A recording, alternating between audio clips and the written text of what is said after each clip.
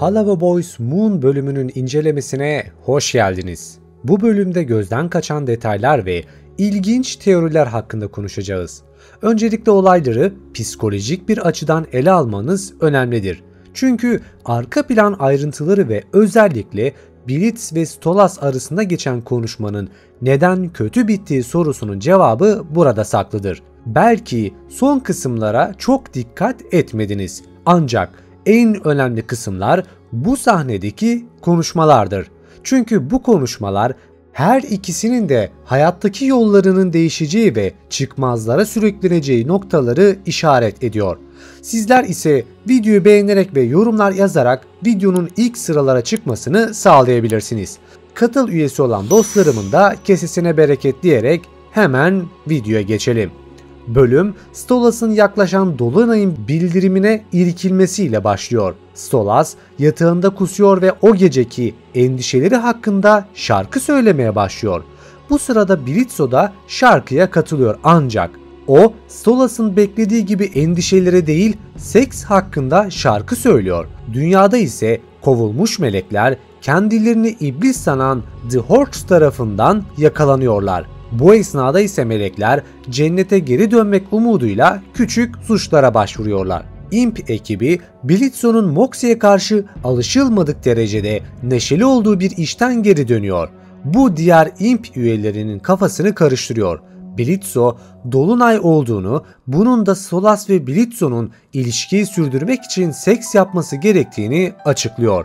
Stolas Blitzo'ya birkaç aydır bu anlaşmanın bir tekrarını vermiş ancak Blitzo bu işe hevesli görünüyor.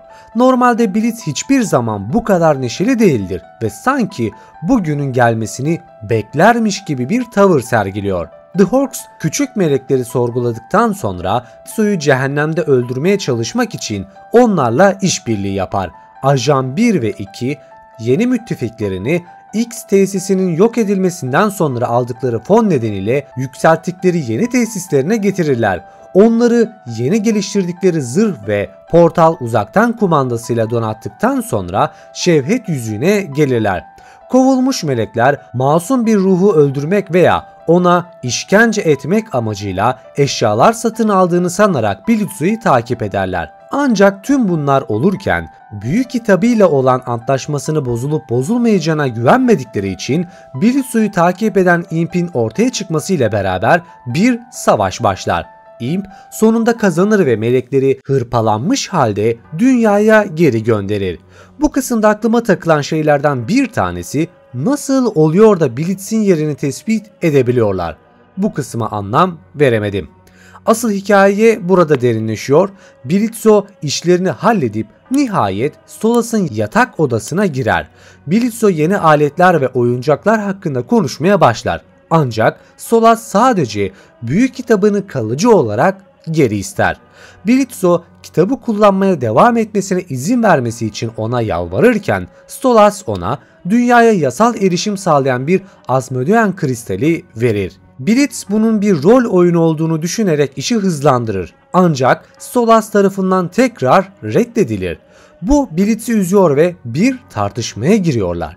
Blitz Stolas'a kendini beğenmiş, zengin bir pislik olduğunu söyler ve kraliyet sınıfı iblislerinin statüleri nedeniyle alt sınıf iblislerin duygularıyla nasıl oynadıklarını anlatır. Stolas, Blitzo'nun onun bu kadar az düşünmesine rağmen onun hakkında ne kadar çok düşünceye sahip olduğunu fark eder ve gözyaşlarına boğulur. Blitz, Stolas'tan özür dilemeye çalışır ancak ışınlanarak malikanenin dışında kafa karışıklığı ve üzüntüyle bırakılır.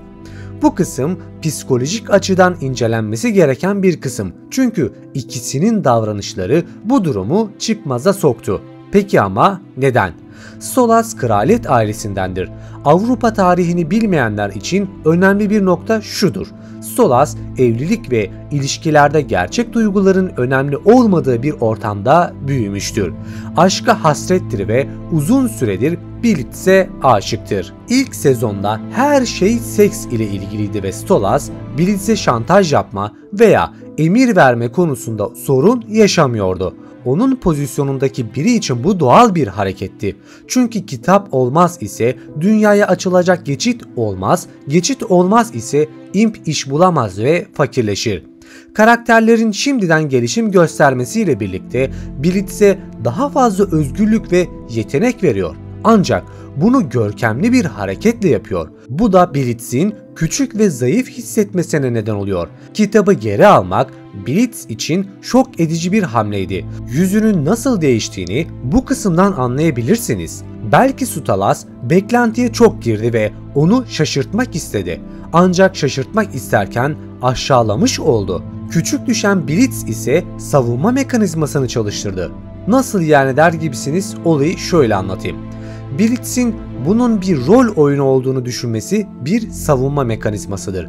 Güvenlik açıklarını dile getirmiyor ve özellikle yüksek mevkili birinin onu gerçekten sevebileceğini anlayamıyor. İkilinin arasında anlamsız iletişimin kopması ise bu nedenlere dayalı olarak değişiyor. Son kısımlarda ise Blitz'in özür dilemeye çalışması, işi batırdığını bildiğini ve Stolas'ı incitmek istemediğini gösteriyor. Bağlılığa hazır olmayabilir ama Stolas'a karşı hisleri var. Yani benim şahsi fikrim bu yönde. Stolas Blitz'e duygularını ifade etmek ve onunla bu konuda konuşmak için çok daha fazla zamana sahipti. Ancak Blitz bu ani değişiklikle başa çıkamadı. Belki Stolas biraz daha naif ve gösterişsiz bir konuşma yapıp Blitz'in sakince nereye varacağını dinlemesi bambaşka bir sahneyle karşılaşmamıza neden olabilirdi. Kritik kısım ise Stolas'la başlıyor. Çünkü Stolas yalnızlaşıyor.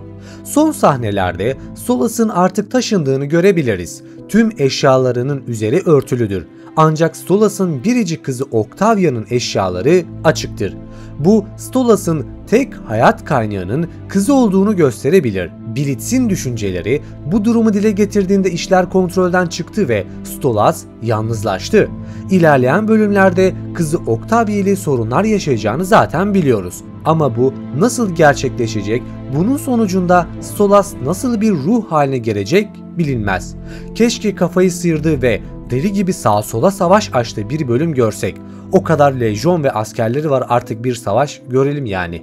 Neyse, bir sonraki bölümlerde bizi neler bekliyor bilmiyorum ama işlerin karıştığı kesin. Sadece bu emeğimin karşılığı olarak videoyu beğenebilir, yorumlarda özellikle bu çizgi dizi hakkında fikirlerinizi belirtebilir, kanalıma hala abone değilsen de abone olabilirsin. Katıl üyelerine ayrıcalıklı olarak videomuzu ilk izleyerek beklemek zorunda olmadan erişebilirsin. Sohbet ve teoriler için ise Discord sunucuma gelmeyi unutma diyerek ben Masalcı Dede. Bir sonraki videomda görüşmek üzere. Kendinize iyi bakın, hoşça kalın.